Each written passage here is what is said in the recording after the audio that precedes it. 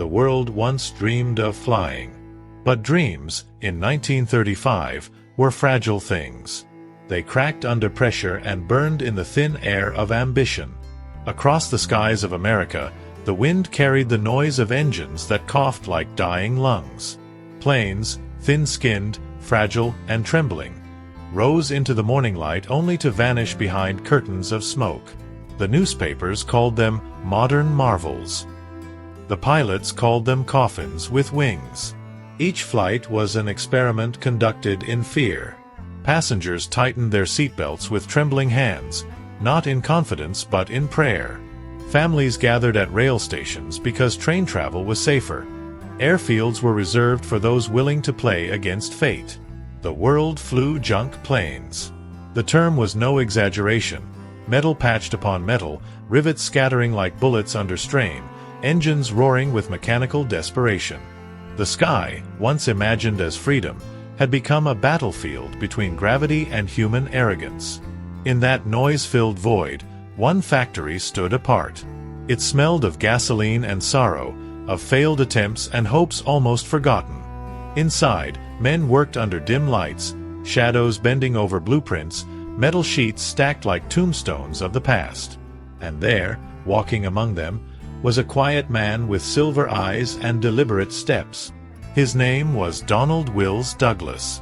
He was no hero, no showman.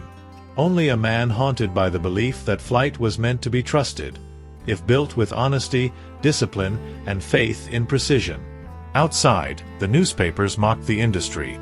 Aviation, too expensive, too dangerous, too soon. Governments tightened budgets. Airlines fell. The golden age of flying was dying before it began. Men spoke of heaven, but the sky itself had grown tired of holding humanity aloft. Yet Douglas persisted, not with grand speeches or applause, but with the slow, rhythmic heartbeat of invention. At night, he studied old failures. He ran his fingers across the curved wrecks of collapsed wings, whispering through the silence as though the machinery could confess its sins. The bolts, the wiring, the calculations, they were all there, but what was missing was trust. He once said, not to anyone, but to the silence of his own office, "Machines have souls.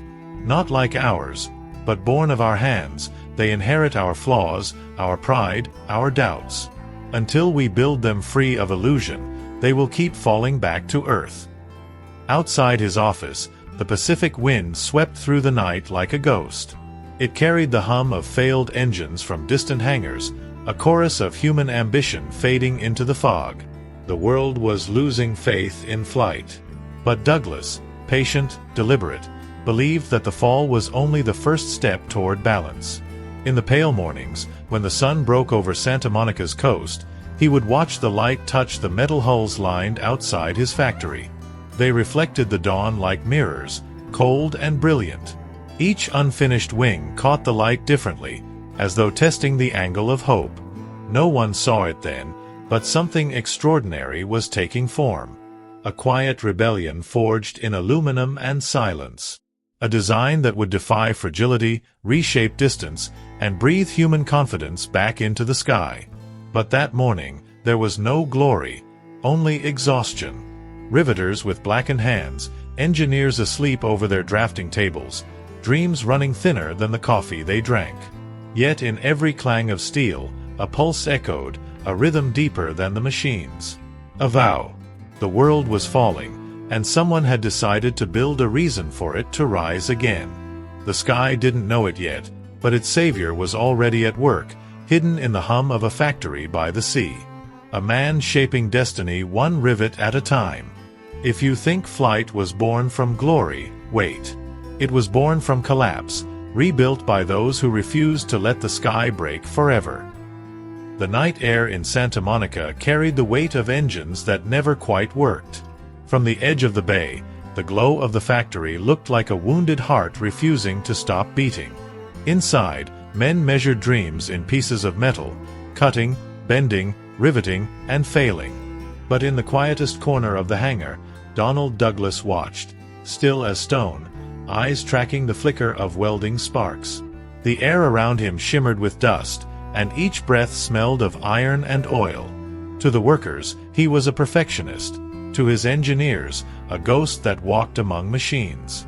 Douglas wasn't chasing fame or money. He was chasing silence, the kind that only comes when something once broken finally begins to hold. He knew flight could be more than an accident that happened to succeed. It could be dependable, graceful, eternal. Yet everything around him whispered otherwise. Competitors mocked him. Some called his vision poetic folly. Others said he was wasting valuable resources on designs too cautious to impress investors. His rivals built faster, flashier planes, each promising to revolutionize travel, until they crashed, leaving smoke and grief behind. He remembered one evening, walking through an empty airfield littered with wreckage. A wing, still warm from the fire, lay twisted beside a charred fuselage. Reporters had already left. The air was silent. In that silence, he realized what no headline had ever said. Aviation had become a spectacle of failure disguised as progress. In those moments, Douglas's conviction hardened into something darker. Not ambition, but defiance. He was not fighting rivals. He was fighting gravity itself, that invisible force that dragged down every invention, every dream, every man who dared to rise above the earth. He often returned to the factory after midnight. The men had gone home. The only sounds were ventilation fans and the ticking of the metal frames cooling in the night air. He moved through the shadows like a man haunted by equations. Blueprints lined the walls, variations upon variations of wing shapes, fuselage curves, engine placements. It wasn't art, but obsession. Every line had meaning. Every angle whispered a question. How do you make something that the air itself will choose to carry? It wasn't about power, not anymore. Power could always be added later. What mattered was balance, a harmony between weight and wind, pressure and faith. His assistant once found him at dawn, still awake, tracing a finger along a model wing. He didn't speak, didn't even blink. When asked if he was all right, Douglas only answered, "I will rest when I can trust it." Outside the factory, the world was moving fast, toward danger, toward war, toward a future obsessed with speed. Governments wanted fighters. Airlines wanted luxuries. Nobody cared about endurance. But Douglas kept thinking about people. He thought of the passengers' faces, their nervous smiles as engines started, their fingers gripping armrests. He thought of the children who cried when planes landed safely, not from fear, but disbelief. He wanted to change that. He didn't want flight to be survival. He wanted it to be peace. Thus began his quiet revolution. Not the kind written in newspapers or shouted from podiums. His rebellion was built in sleepless nights, in moments of doubt, in the shame of failure turned into small, determined corrections. He started gathering the right minds, engineers who could understand not power, but patience. Together, they studied balance points, airflow, cabin comfort, and something few had ever considered before: how it felt to fly. For Douglas, the human soul was part of aerodynamics. A passenger, he believed, should not have to tremble to touch the sky. So he redesigned everything: the fuselage shape, the wing structure, the cabin insulation, the mechanical heart of the engine. He demanded silence where others welcomed noise. He demanded trust over spectacle. He once wrote on a chalkboard behind his desk, "A plane should not fight the wind. It should speak to it." And that line became his prayer. As the nights stretched into months, his obsession consumed him. The world outside darkened. Depression gripped nations, industries collapsed, and men looked to the sky either for salvation or destruction. But in a small corner of California, surrounded by rivets, sweat, and sea air, one man was rewriting what flight could mean. He was no longer building a machine. He was crafting a promise that one day humanity would no longer fear the sound of engines, but trust it like the beating of its own heart. The world still called his ambitions impossible. Gravity laughed. But Douglas had stopped listening. The higher we dream, the harder the Earth pulls. But for one man in Santa Monica, the pull of gravity was only proof that the sky was waiting to be earned. The Santa Monica factory never truly slept. When daylight faded beyond the Pacific, the last wash of orange fire lit the corrugated rooftops like embers refusing to die. Inside, the machinery hummed without rest, a symphony of grinding metal, hissing steam, and human will clinging to its rhythm. The sound was relentless, a heartbeat too large for any single man. Workers moved between pools of tungsten light, their shadows stretching and merging, becoming one collective silhouette, the body of an idea that refused extinction. In that noise-filled half-darkness, Donald Douglas became almost invisible. Not a leader shouting orders, but a presence, quiet, observing, unreachable. He passed through aisles of partially built fuselages, each silver frame arched like the ribcage of some mechanical creature waiting to breathe. He ran his hand along the smooth skin of aluminum, feeling its coldness. Every rivet, every curve mattered. The plane wasn't finished, but he could already sense its pulse, buried beneath bolts and equations. The men called him the Ghost. He rarely spoke, but when he did, his words sank deep, soft, unwavering, impossible to ignore. Every measurement, he would say, is a decision about faith. Because that was what they were really building. Not a machine, but faith itself, hammered into metal with bleeding hands. Time lost meaning inside those walls. Morning and night blended. Coffee and grease shared the same color. Engineers sketched on notepads stained with oil. Mechanics cursed quietly through fatigue, eyelids flickering under fluorescent glow. Yet no one truly stopped. Hope had no beginning or end there. It simply existed, suspended in noise and repetition. The Depression had crushed most of the American industry, but within Douglas's factory, survival was its own currency. Each bolt tightened was another small act of rebellion against despair. Outside, the newspapers still questioned his obsession. "Luxury airliners are a fantasy," one headline read. "Douglas chases ghosts." Inside, ghosts were welcome. They stayed beside the men at their benches, in the flicker of sparks, in the tired smiles that came when a part fit perfectly after 30 failed attempts. The air itself felt different, heavier during the night, fragile before dawn. Sometimes, when everything fell silent for a brief second, when a machine stopped, when a wrench hit the floor and rolled into shadow, it almost felt as though the world had frozen to listen. Douglas would stand at the top of the metal staircase overlooking the floor, watching them work. His hands clasped behind his back, eyes dim yet alive, he rarely moved. He listened, to the rhythm of steel, to the fatigue, to the endurance. He did not believe in luck. He believed in the precision of persistence. Once, in the early hours of a cold December morning, he found himself alone. The workers had gone home, the machines were silent, and the smell of oil still clung to the air like perfume. He walked between unfinished wings, long, silver, skeletal. They stood like monuments in the half-dark, covered with frost from the sea breeze sneaking through the broken windows. He thought about how man had always worshipped the sky, but never understood it. How for thousands of years, humanity had looked upward in hope, only to fall back down in fire and disappointment. "Maybe," he whispered to himself, "the sky doesn't want us until we're ready." His words evaporated into the cold.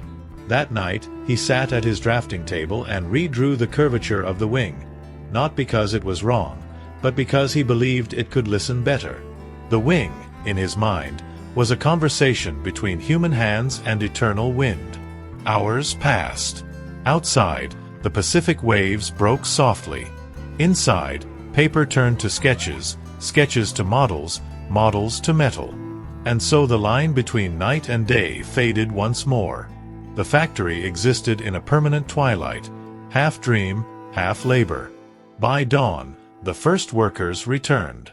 They found him still there, asleep at the table, pencil in hand, a single note beneath his sketches. It read, The air won't forgive errors. It remembers.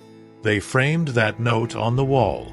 No one truly understood it, but everyone who worked there felt it.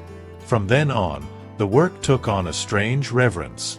Each rivet mattered as if it bore the memory of every crash that came before. Each weld glowed like redemption. And in that devotion, something shifted. The lines began to converge, the prototypes began to hold.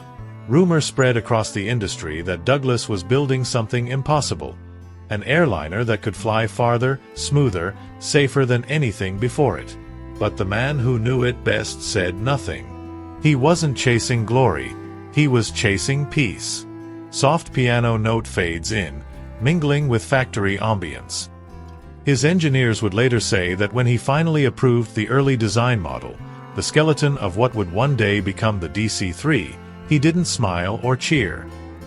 He simply looked out the window at the rising sky and said, almost to himself, "Now let's see if it lets us in." Sometimes invention isn't born from hope at all. It's born from exhaustion, from men too tired to surrender, building faith from metal, one sleepless night at a time. Trust has a sound. It does not roar like thunder, nor hum like engines. It's quieter, the brief silence between heartbeats when something finally works after endless failure. By 1935, Donald Douglas had heard that silence. It came in fragments, in the steady turn of a turbine, in the smooth vibration of a new alloy, in the unbroken glide of a prototype wing suspended in air. Those moments were fleeting, but they were sacred. They meant the machine was beginning to listen. The Santa Monica workshop had changed. The smell of despair had thinned, replaced by something almost reverent, like the calm that follows confession. The workers no longer spoke of exhaustion. They whispered of precision. Every blueprint hanging on the walls had been touched, corrected, and touched again. Every wing curve, every fuselage joint carried not just design, but discipline. It was, Douglas believed, a kind of anatomy, not of a plane, but of trust itself. Trust had rules. The first was weight. If the machine was too heavy, it would die. Too light, and it would lose its soul to the wind. So he balanced it, every ounce measured like a surgeon handling fragile bone. The second rule was rhythm. Every moving part had to respect another. An engine was not a force. It was a heart. It pulsed, it warmed, it complained. To control it with arrogance meant disaster. To listen to it meant life. Lastly, there was silence, the most difficult rule. True design demanded quiet. Long hours alone, staring at what wouldn't cooperate. In that quiet, he found what others missed, flaws so small they lived between breaths of thought. He often said, "Machines don't lie. We do."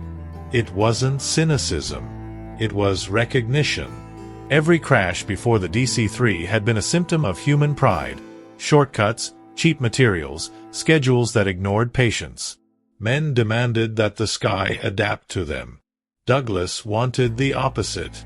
So he taught his engineers to think like air. They learned to touch metal gently, to trace the flow of wind in their minds, to feel where resistance would bend the invisible. They began calling the process the listening. It wasn't official, but the term spread through the hangar like folklore. One early morning, a test model lifted inside the wind tunnel, a small imitation of what would become the final design. The workers gathered silently, their faces illuminated by the light slicing through the fan blades. The model trembled, wings flexing against the flow, then steadied. For a single moment, the air accepted it. The engineers didn't cheer. They simply looked at Douglas.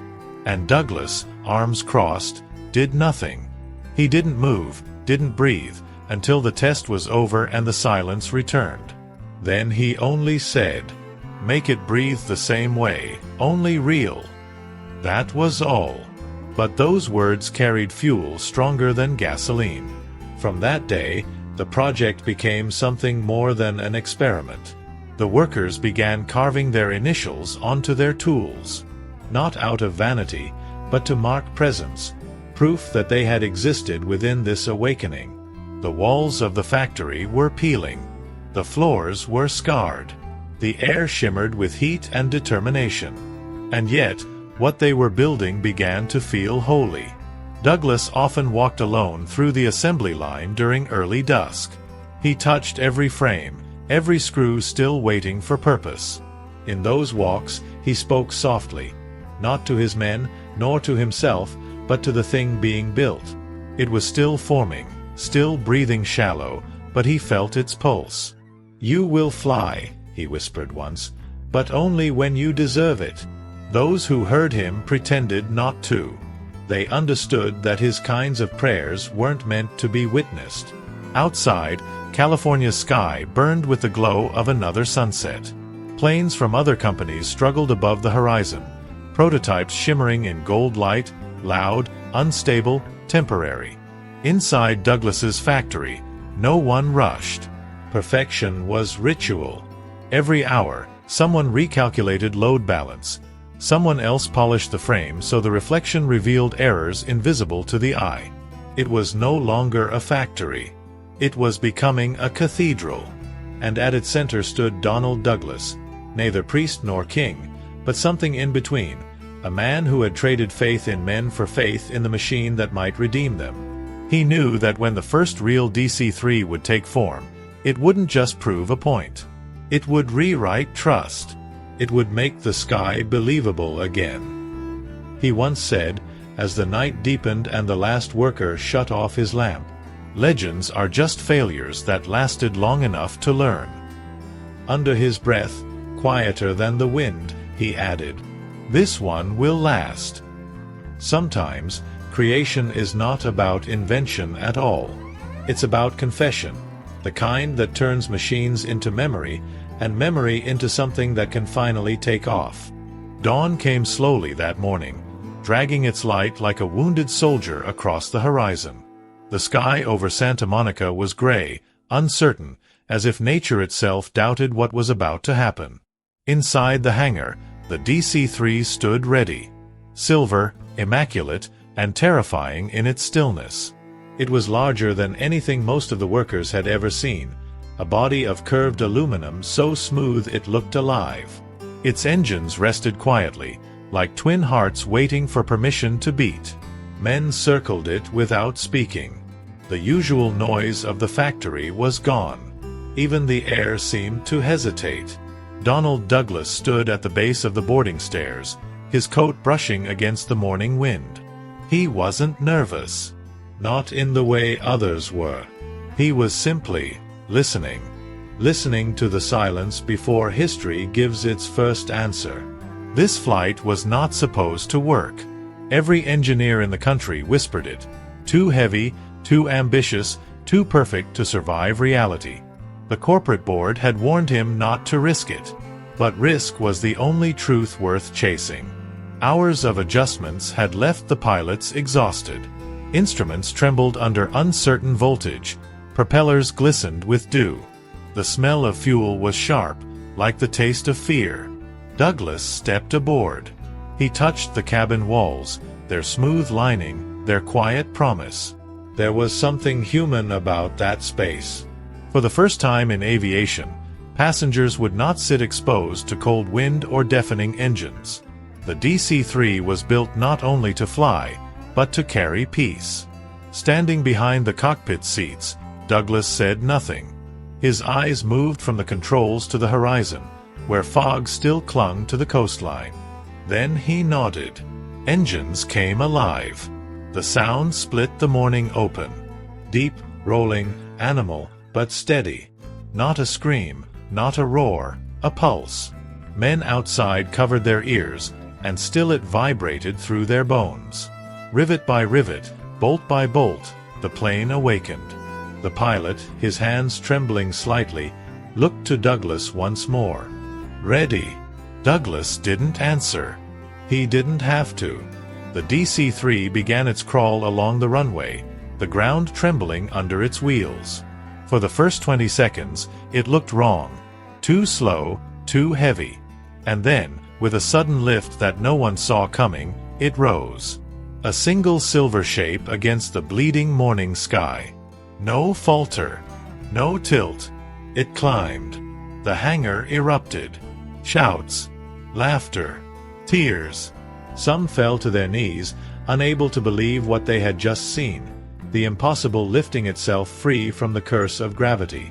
But Douglas didn't cheer. He stepped outside, watching until the machine disappeared into cloud. His face carried something between awe and exhaustion, not victory, but understanding. For years, he had watched men fall. Machines fail. Dreams die in the dirt. Now, finally, something refused to fall, and he looked almost sorrowful, as though the fight that defined him was finally over. High above, the DC-3 cut through the sky like a scalpel through silence. Inside the cockpit, the instruments barely shook. The pilot stared in disbelief. The controls responded like extensions of his own hands. Where earlier planes had fought to rise, this one seemed to glide, like the air had remembered what it once promised humanity. At one point, a thin layer of sunlight broke through the clouds, striking the fuselage in a beam of gold. The reflection danced, dazzling the ocean below. The engineer beside Douglas whispered, "She's not flying, she's breathing." Douglas closed his eyes. For a moment, he let the sound wash over him, the eternal harmony between metal and wind. Every equation, every sleepless night, every fracture of doubt, they condensed into this moment. The sky, at last, had said yes. When the DC-3 landed, the world changed quietly. No newspaper explosion. No national anthem. Just quiet relief, the kind that comes when human beings realize they are safe among the clouds. Reporters would later call it the machine that made the sky trustworthy. Airlines would call it revolution. But for Douglas, standing on the tarmac as the engines cooled in fading sunlight, one thought whispered through him, a thought colder and more human than triumph. If this plane can be trusted, he thought, perhaps man can be too. The night fell softly after that. Workers went home slowly, their fatigue replaced by reverence. The factory lights dimmed. The Pacific wind rose again, steady and calm, no longer carrying the ghosts of crashed machines, only the heartbeat of something that had finally learned to stay aloft. They said the flight wouldn't work. But sometimes, the sky doesn't need to be convinced, it only needs to be reminded. The first flight had torn a hole through doubt, a quiet wound in the fabric of fear. By the time the second dawn arrived, word had spread like wildfire through the veins of a weary world. The Douglas plane flies true, they said.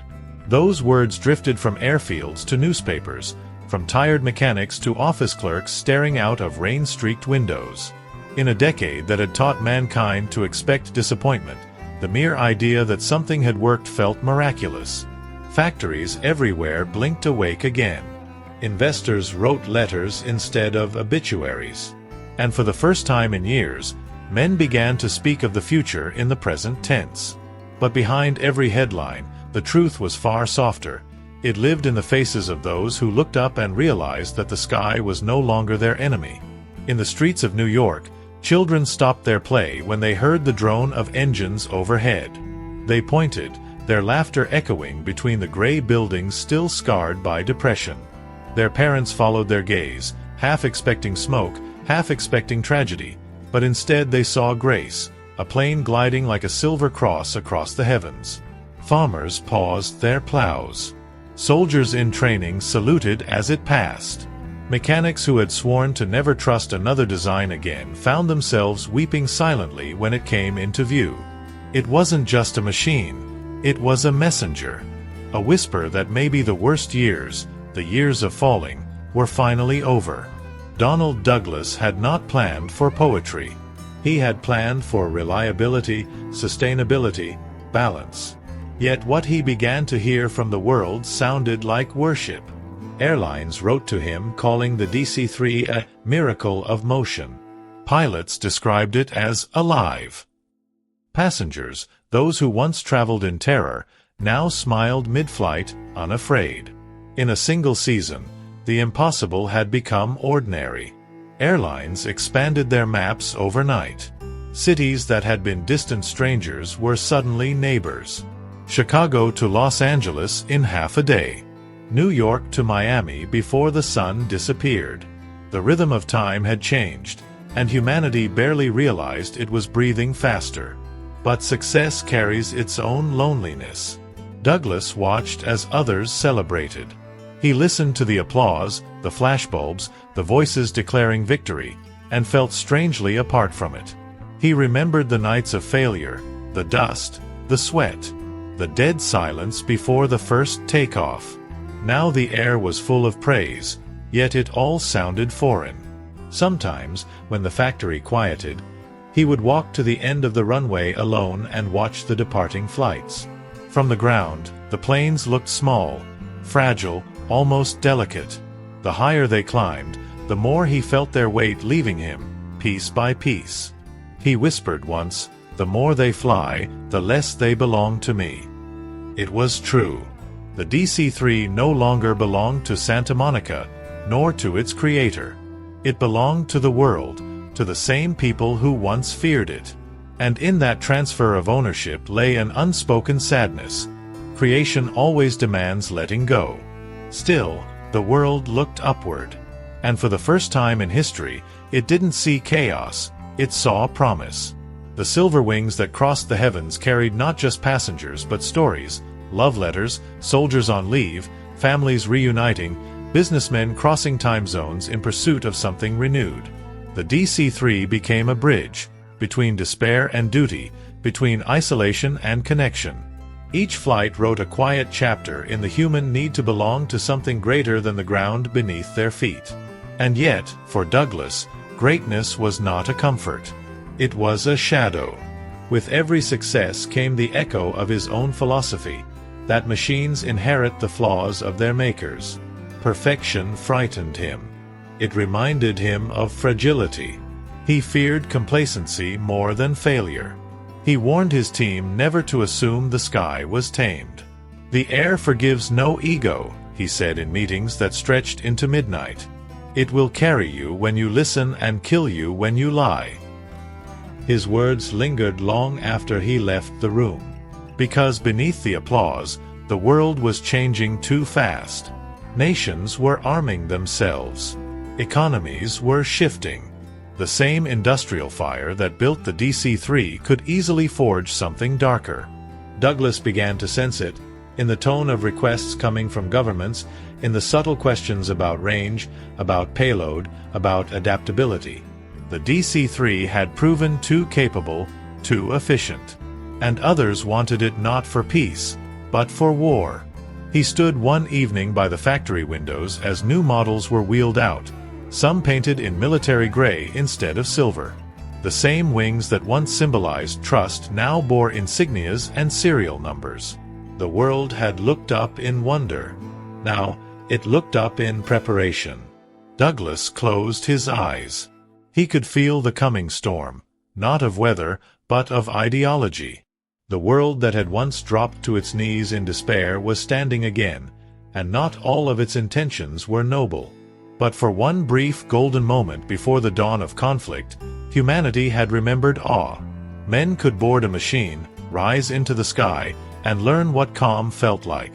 For a time, no prayer was needed at takeoff, only breath and wonder. The DC-3 had given the sky back to people. And even if history would twist that gift into something darker, this moment, this fragile interlude between miracles and war, would never be erased. Far above the clouds, a fleet of DC-3s shimmered in formation, their polished bodies catching sunlight like blind angels crossing the horizon. The sight was almost too pure to endure. On the ground, Douglas whispered once again, softer than the wind, "We wanted to be free. Now we must prove we deserve it." The world looked up and believed again. But belief is fragile, and soon, the skies would ask what mankind truly meant by flight. The sky had changed. It was no longer blue, it was made of metal now. Engines that once sang of freedom grew louder, darker. Their sound no longer carried the melody of promise, but the steady drumbeat of something colder: preparation. By 1938, the world had begun to hold its breath again. In Europe, the air trembled with fear. Flags multiplied, borders hardened, newspapers whispered about power instead of peace. At air shows, crowds no longer gathered to marvel at design. They came to measure dominance. The sky itself seemed to have forgotten its purpose. Where once it lifted men beyond their limits, now it bent toward their ambitions. And so, the bright gift born of Santa Monica's silence became an instrument of noise. The DC-3, that elegant balance between trust and precision, was renamed, repainted, rebelled against itself. Its offspring became transports, scouts, messengers of chaos. The world that had looked up in wonder began to look up in fear again. In his office by the sea, Donald Douglas watched the reports pile higher on his desk. Contracts, authorizations, requests. The same airy names that had once belonged to flight paths and airlines were now tied to governments, to symbols, to plans. He read them slowly, one by one. Each signature looked the same, as if written by the same invisible hand that pulled nations toward ruin. When he looked out his window, he didn't see airplanes anymore. He saw ghosts with wings. Workers outside the factory still labored as before, their rhythm unchanged. They built faster now, under tighter orders. Yet every sound of drilling, every spark that flew from steel, carried something new, a note of mourning disguised as purpose. The silver of the DC-3 had turned to gray. Douglas walked the floor at night, tracing his fingers against the cold hulls lined in sequence. He stopped before one. Newer, slightly heavier, a variation designed for a different reason. The logo painted on its side did not belong to a passenger company. For a long moment, he simply stared. Then he said, barely audible, "We built it to unite the world, not to divide it."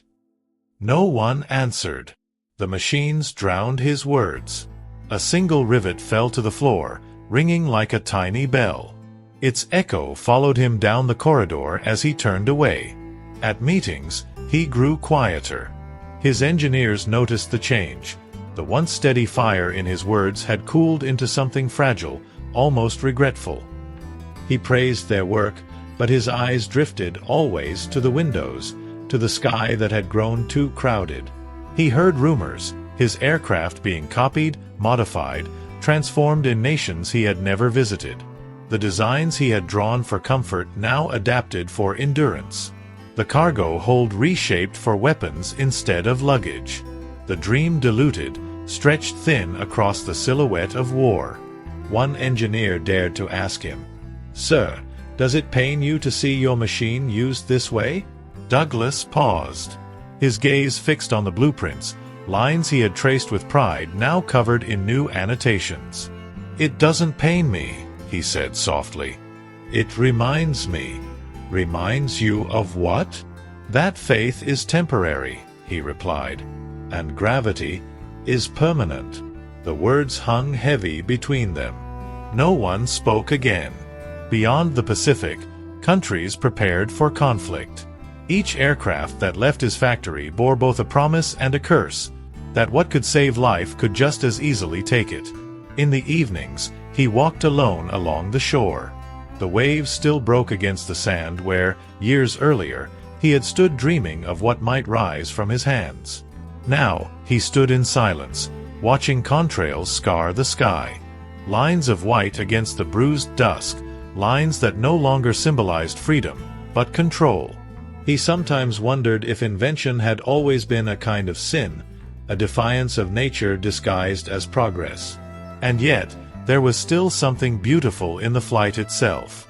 Even now, when his planes carried soldiers instead of passengers, letters of war instead of love, he couldn't help but look upward when one passed overhead. Part of him prayed that they would return.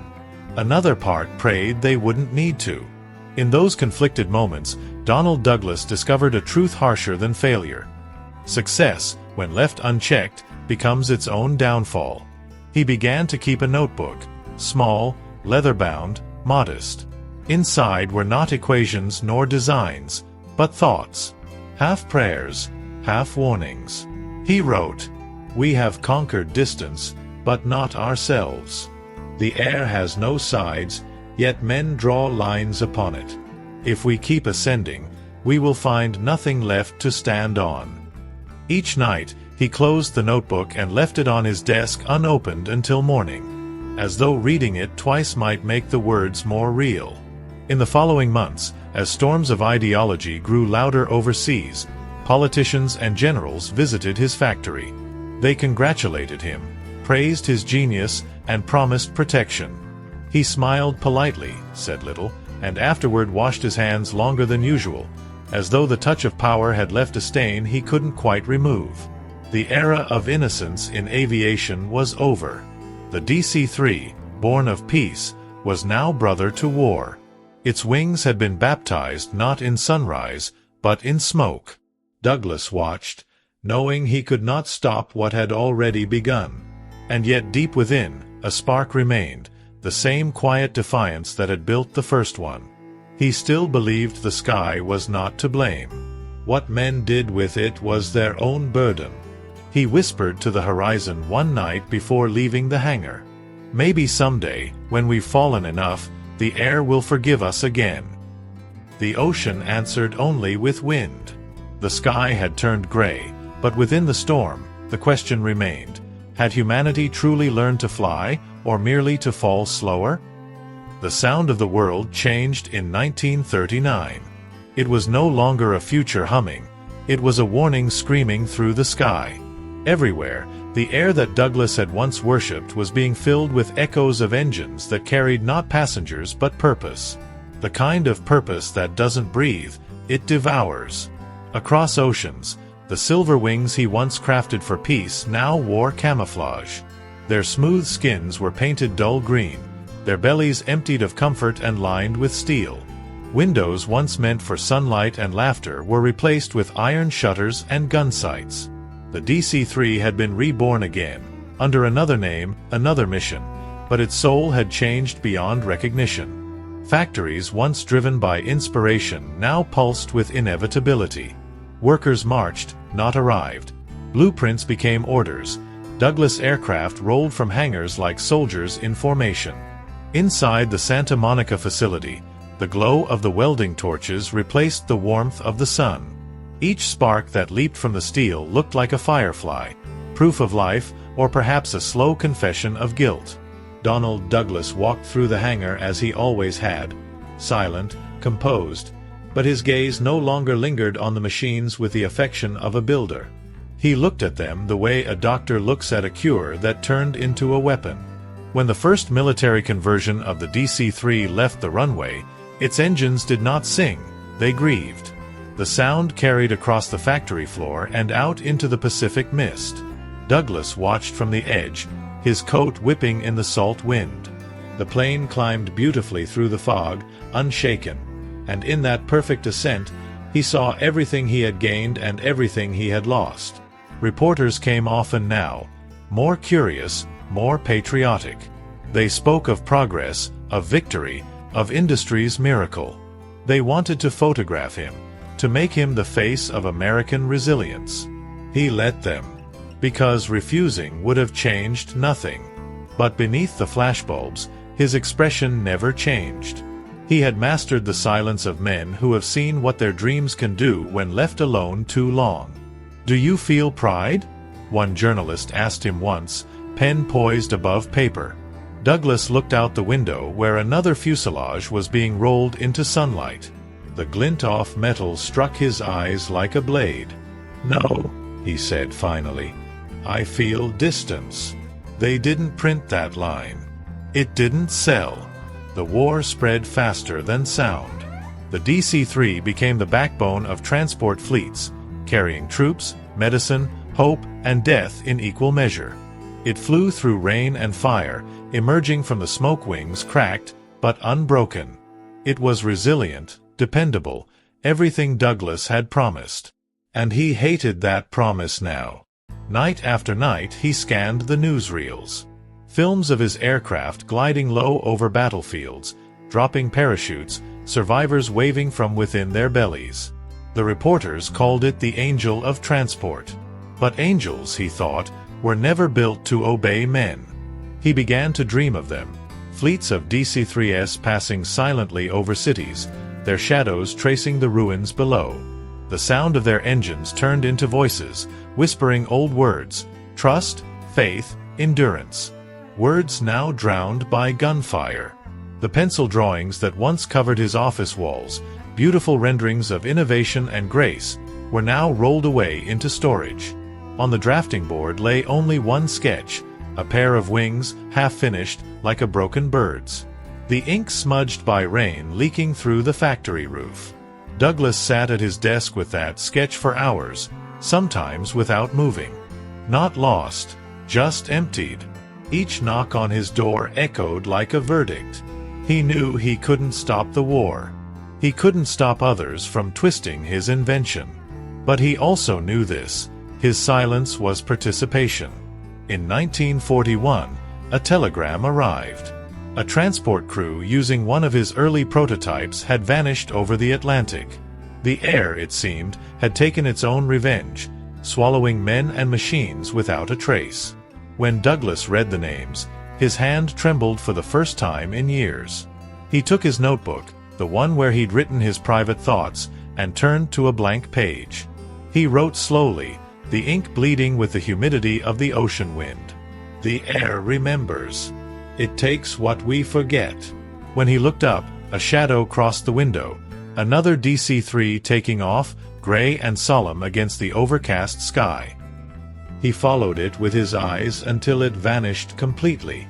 And for one fragile moment, he wondered if the heavens could distinguish between invention and intention, between use and abuse, between dream and hunger. The world was burning again, but this time the fire was lit by its brightest minds. One evening, the Pacific horizon burned red. Dozens of planes formed silhouettes against the dying light. His planes, all of them. 1,000 propellers slicing the same wind that had once carried his faith. The noise was deafening. Douglas closed his office windows. The sound pressed through anyway, vibrating through his papers, his breath, his heartbeat. It was too much like guilt to ignore. He whispered to no one. Every machine bears the conscience of its maker. Maybe that's why they never stop screaming. He poured himself a drink, but didn't finish it. Instead, he opened his notebook again and drew. The same image, different angles, a wing folding inward, like something wounded that couldn't die. Outside, workers still cheered each new launch. The war paid well. Production soared. Headlines called him the man who made flight for the free world. But titles don't silence ghosts. Standing again inside the hangar that night, with floodlights carving long shadows down the floor, he walked between the rows of unfinished airplanes. Their engines gleamed, thirsting for fire. Their propellers waited for wind. He touched one carefully and said, "I gave you to the sky, not to the fire." It did not answer. Machines rarely do. He turned off the lights. The silence that followed was heavy, molten, like the pause before thunder. The once sacred heartbeat of the factory now echoed more like a drum, a funeral march for ideals buried beneath progress. Yet outside, far above the roaring oceans, Douglas's creation carried on. Wings trembling, engines beating, delivering not only men and steel, but a truth older than history itself, that mankind, for all its brilliance, never stops testing how high it can fly before the fall begins again. Engines of war don't just fly over the world, they fly through what's left of the human soul. And sometimes, the loudest noise they make is the silence that follows. The war ended not with triumph, but with silence. Across the world, the sound of engines faded, leaving behind only the breathing of ruins. Cities wore scars where the sky had fallen. Rivers carried reflections of smoke instead of sunlight. On abandoned runways, twisted remains of aircraft rusted quietly, wings peeled open like bones. The age of noise had ended, and what followed was heavier, the age of memory. Donald Douglas walked through his factory in the months after peace was declared. The air felt stranger than before. Not alive, not dead, simply hollow. Production had stopped.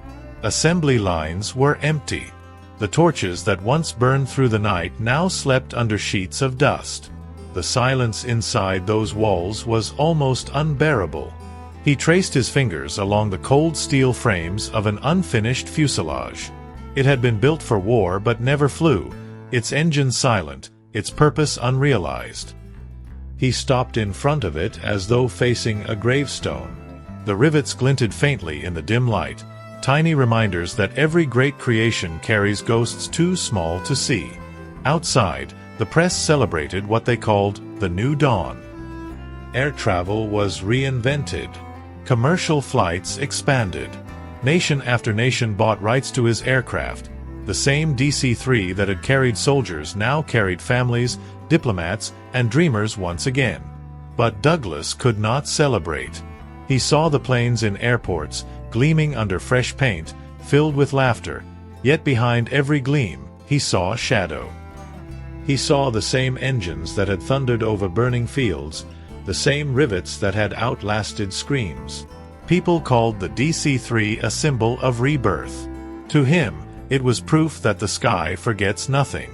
In interviews, he smiled politely. Yes, he would say, the DC-3 helped make the world smaller. But in his heart, he knew that the world had grown smaller not because of distance conquered, but because of grief shared. He started walking more often near the beach at dusk. The Pacific horizon glowed amber, but its beauty cut deeper now. There was no comfort in it. The ocean had become a mirror reflecting both triumph and tragedy. Seagulls glided overhead, effortless, free. They reminded him of what flying was supposed to mean before men tried to own it. He often stood there for hours, hands in pockets, hat pressed low, listening to the rhythm of waves. Sometimes, a plane would cross the sky, a DC-3 or one of its descendants, its silver body catching the light like a lone survivor. He would watch until it vanished, and only then would he whisper, "You're still up there, even after all we broke." Then he would smile, faintly, the kind of smile that knows both grief and gratitude live in the same place. In letters to colleagues, he wrote not of success but of consequence. "Achievement," he said once, "is only half the story. The other half is what follows when the applause stops." He kept his leather-bound notebook always nearby. Pages worn, ink smudged, full of short thoughts that read more like fragments of a confession than philosophy. The sky remembers names we forgot. Every wing that carried hope carried regret too. Maybe we were never meant to stay up there too long. When journalists came asking for retrospectives, for memoirs, for the story of how he built the plane that changed the world, he refused. They wanted heroism. He had only honesty. At night, he often dreamed of the factory, not as it was, but as it might have been. He saw workers moving through shafts of white light, laughter echoing, hands steady, hope intact. In those dreams, the DC-3 was still being built not for profit, not for battle, but for beauty. Then he would wake, realizing it had never truly belonged to him at all. The years after the war aged him quickly. His hair whitened, his posture stiffened, but his eyes, sharp and gray, remained the same. The eyes of a man who had measured perfection and found its cost unbearable. Visitors noticed that he never kept photographs of planes on his desk anymore. Only one remained, the original image of his factory team from the mid-1930s. A picture of tired faces surrounded by metal and sparks, before success, before regret. He looked at it often, tracing the outlines of faces long gone. One evening, his chief engineer visited. The man was old too now, hands trembling but voice still loyal. "Donald," he said quietly, "the DC-3 still flies in more than 60 countries. The plane outlived the war. It outlived us." Douglas nodded. "Yes," he said, "that's what frightens me." The engineer frowned. frightens you? It should make you proud." Douglas smiled faintly. "Pride is for the living. The DC-3 doesn't live. It endures." "That's not the same thing." The two men sat in the darkness, saying nothing more. Only the ticking of a wall clock filled the air, the same rhythm the engines had once carried across continents. As the years passed, the world forgot the weight of that endurance. The DC-3 became heritage, nostalgia, a symbol of progress without the memory of pain. Monuments were built, documentaries aired. Schoolbooks called it the airplane that unified a century.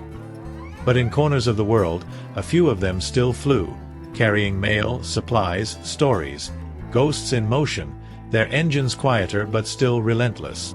And somewhere in California, the man who birthed them into being still walked the beach, watching their silhouettes disappear into endless sky. He no longer cursed his creation. He no longer prayed for forgiveness. He simply accepted that no invention, no matter how pure, escapes the hands of its makers. The human race, he thought, builds machines to conquer distance, but each one brings the same truth closer. We never really escape ourselves. He took his notebook one final evening and opened to the first page. The ink had faded, but the sentence was still legible. If flight is to be trusted, it must endure. He underlined the word endure once more, closed the cover, and set it down. From the window of his house, he could see a single contrail streaking across the twilight, white against violet sky. The sound reached him moments later, faint, rhythmic, familiar, the eternal heartbeat of an age he had both created and survived. He smiled, whispering, "The sky forgives in distance." Then, almost as if answering him, thunder rolled far across the sea. Not a warning, not a threat, just a reminder that even silence has an echo. The war had ended, but the sky never forgets. Beneath every cloud lies the memory of what we built, and what it cost to believe we could. Evening had fallen over Santa Monica. The horizon was painted in muted gold, hazed with the quiet melancholy of time passing. The Pacific looked endless, the same muted expanse that had watched Donald Douglas rise, falter, and rise again. The gulls circled lazily above the surf, their shadows like memories cast across the sand. The air was soft now, not the defiant wind of progress, but the tender breath of forgiveness. 4 years, the world had moved on. The factories hummed with new machines, sleeker, faster, born of newer hands and newer dreams. The roar of jet-age engines filled the skies once more, colder, meaner, more efficient than ever. But beneath those clouds, a few DC-3s still flew, each one a whisper from a different age. Douglas, now an old man moving with the deliberate grace of someone who has carried too much, stepped out into the fading light. His cane pressed softly into the sand. The air smelled of salt and history. He came here often, not to remember, but to listen. Once, he had stood here surrounded by ambition, a younger man with hands of purpose, watching his ideas take flight. Now, decades later, he stood in the same spot, surrounded by silence, watching the sky reclaim what was always its own. He looked outward, his eyes tracing the faint arc of a distant contrail. The line stretched toward the dying sun, glowing red then fading into ash. He smiled faintly and whispered, "There it is, the last light of what we were." To some, the DC-3 had become history. To others, legend. To him, it was neither. It was a lesson written in aluminum and exhaustion, proof that humanity's greatest triumphs are borrowed gifts, not possessions. He sat on a worn driftwood bench overlooking the ocean, his coat collar turned up against the chill. The light waned, the first stars trembling above the horizon like scattered sparks. He took the small leather notebook from his pocket, the same one he had carried since the early years. Its pages were soft with age, the ink faint, like whispers that refused to fade entirely. He turned through his own handwriting, hundreds of fragments, thoughts, reflections born in silence. The air forgives slowly. Trust is not built, it is cultivated. Machines are the mirrors of their makers. Then, near the end, a final blank page. He paused. The pencil trembled slightly in his hand. He looked at the horizon, at the sun falling behind the ocean's curve, and drew 3 lines. The shape of a wing, simple, incomplete, but perfectly balanced. Beneath it, he wrote his last line. "We do not conquer the sky, we return to it." He closed the notebook and set it beside him on the bench, letting the ocean breeze flip its edges gently. For the first time, he felt weight leaving him. Not regret, not pride, but a kind of release, the soft exhale of a man who had finally understood the cost of his own creation. Far above, a plane crossed the sunset, its engines slow and rhythmic, unmistakably old. He knew that sound instantly. Even after decades, it was the same voice that had haunted and comforted him all his life. A DC-3, painted in silver and blue, glided across the sky. It moved like memory made flesh, steady, patient, immortal. Douglas rose to his feet as it passed, hand shielding his eyes from the setting sun. The light caught the fuselage just right, painting it gold for one silent instant, like the sun itself recognized its child returning home. He whispered as it disappeared behind the horizon. "Fly gently now. The world has learned enough." In that quiet moment, he realized something profound. The true measure of invention is not how long it lasts, but what it teaches. He had spent a lifetime giving humanity wings, and in return the sky had given him humility. He stayed there until darkness came fully, until the stars burned sharp above the black water and the sound of waves replaced the sound of engines. The notebook lay beside him, its cover fluttering softly in the wind. A final page rose, then fell. Later that night, workers at the quiet Douglas facility would look out toward the coast and see him there, still, calm, eyes fixed upward.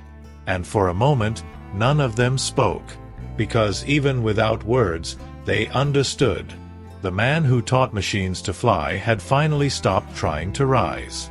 History would remember Donald Douglas as an engineer, a visionary, a pioneer of the modern sky.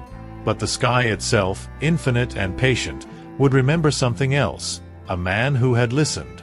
And beneath that vast silver heaven, for one fleeting heartbeat, it felt as though the wind whispered his name. Not in triumph, not in tragedy, but in peace. The story of flight has never been about machines, but about mercy, the mercy of the sky, waiting for humanity to understand that every ascent is borrowed, and every return inevitable.